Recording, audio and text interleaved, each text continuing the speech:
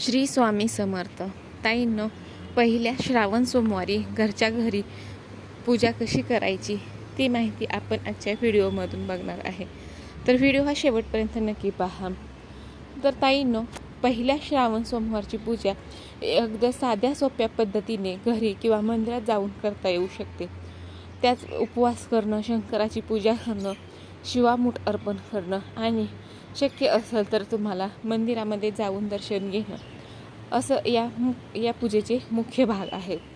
तर पूजेची तयारी ही काय करायची आहे? उपवास. पहिला श्रावण सोमवार असल्यामुळे उपवास हा करायचा आहे. उपवासाला तुम्ही फलाहार आणि दुधाचे पदार्थ हे घ्यावेत. तर पूजा करण्यासाठी तुम्हाला साहित्य काय लागणार आहे?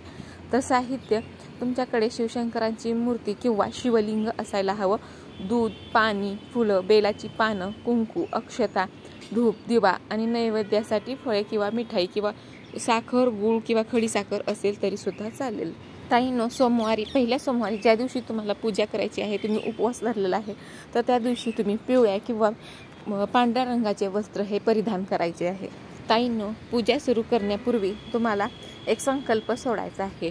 जेव्हा तुम्ही पूजेला सुरुवात करणार आहे त्याच्यापूर्वी मी आज पहिला श्रावण सोमवारचा उपवास करत आहे, माझी पूजा ही सफल होऊ दे, असा तुम्हाला संकल्प करायचा आहे. तर त्याच्यानंतर तुम्हाला अभिषेक करायचा आहे. तर सर्वप्रथम तुम्हाला गणपती बाप्पांचा अभिषेक करायचा आहे. तर गणपती बाप्पांची जर का तुमच्याकडे मूर्ती नसेल तर तुम्ही सुपारीचे सुद्धा गणपती बाप्पांच्या स्वरूपांमध्ये अभिषेक करून पूजन करायचे आहे. तर पूजन करताना हा गणपती बाप्पांची मूर्ती किंवा सुपारी 11 वेळेस दुधाने आणि 11 वेळेस पाण्याने अभिषेक करून घ्यायचा आहे. आणि अभिषेक करताना ओम गण गणपते नमः या मंत्राचा जप करायचा आहे. आणि त्याच्यानंतर मग मूर्ती किंवा ती सुपारी स्वच्छ पुसून ही जिथे आपण पूजा मांडणार आहे तर त्याच्यावरती ही स्थापन करायची आहे.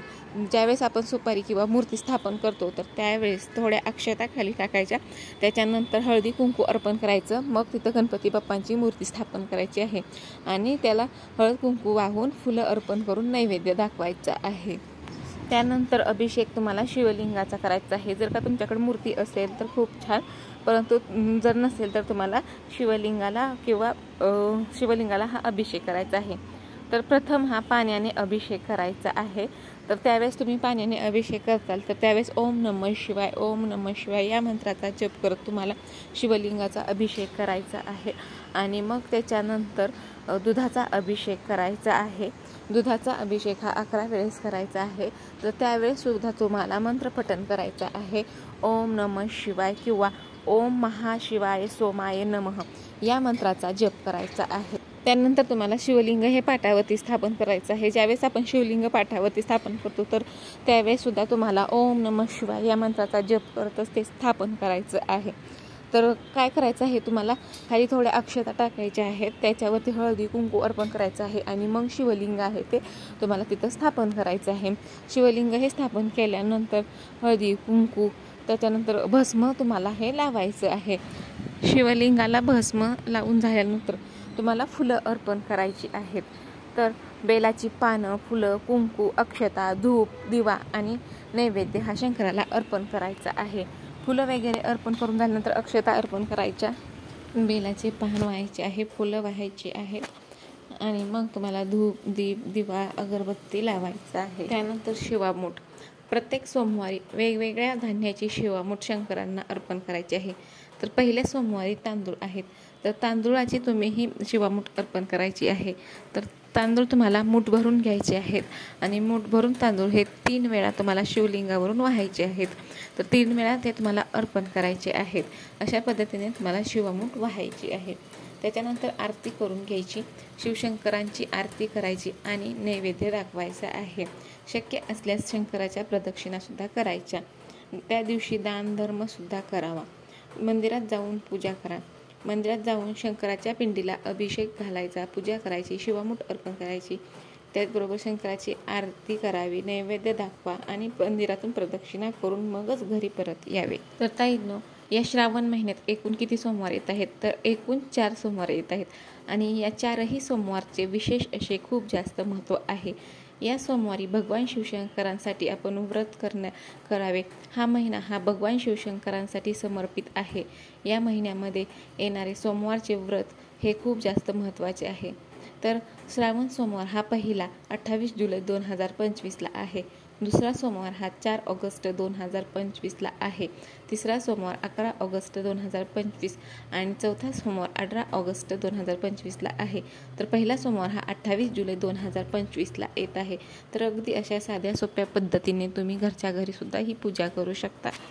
ताईंनो, हा महिना भगवान शिवाच्या आराधनेसाठी खूप जास्त पवित्र आहे। त्याच्यामुळे ज्या कोणाला ही शिवभक्ती जर का करायची असेल तर त्यांनी या महिन्यामध्ये शिवाची पूजा ही नक्की करावी। याच काळात महादेव भक्तांच्या भक्तीने हे प्रसन्न होऊन त्यांच्या सर्व मनोकामना ह्या पूर्ण करतात। तर या श्रावण महिन्यामध्ये यंदाच्या एकूण 4 सोमवार येत आहेत। प्रत्येक सोमवारी व्रत करताना सकाळी लवकर उठून स्नान करावे, स्वच्छ कपडे घालून आपल्या घरातील पूजा घरात भगवान शिवशंकरांची पूजा करावी। यावेळी शिवलिंगाचा पाण्याने अभिषेक करावा, त्याच्यानंतर दुधाने किंवा पंचामृताने शिवलिंगाचा अभिषेक करावा। शिवलिंगाला भस्म अर्पण करावे, धूप दीप अगरबत्ती लावून फुले अर्पण करून पूजा करावी आणि मग शक्य असेल तर जवळच्या मंदिरामध्ये जाऊन देखील पूजा करावी। उपासना कशी करायची आहे तर श्रावण महिन्यामध्ये भगवान शिवशंकरांची पूजा करण्याला खूप जास्त महत्त्व आहे। तर त्यामुळे यंदाच्या श्रावण महिन्यामध्ये 4 सोमवार येत आहेत। तर या दिवशी व्रत करतात, तर त्याचसोबत व्रतासोबतच शिवशंकराची पूजा पाठ करण्याला सुद्धा खूप जास्त महत्त्व आहे। तर त्याच्यामध्ये सर्वात सोपी आराधना म्हणजे ओम नमः शिवाय या मंत्राचा जप करणे। भोले बाबा हे खरोखरच भोळे आहेत, तर ते भक्तांच्या हाकेला लगेच धावून येतात, तर त्याच्यामुळे लगेच प्रसन्न त्यामुळे तुम्ही जी भक्ती करता तर ती अगदी विश्वासाने करा। तर याला खूप जास्त महत्त्व आहे। तुम्ही शिवचालीसा देखील या दिवसामध्ये पठण करू शकता किंवा शिवलीलामृत सुद्धा वाचू शकता। काही जण हे श्रावणातील सोमवारपासून 16 सोमवारच्या व्रताची सुद्धा सुरुवात करतात।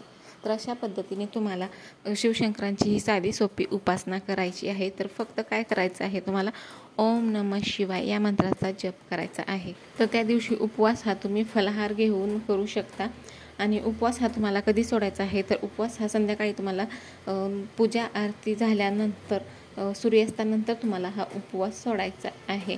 तर तुम्हाला कांदा लसूण खाणं हे वर्ज्य आहे। त्याचबरोबर या महिन्यात मांसाहार सुद्धा टाळायचा आहे, मद्यपान करणं टाळायचं आहे।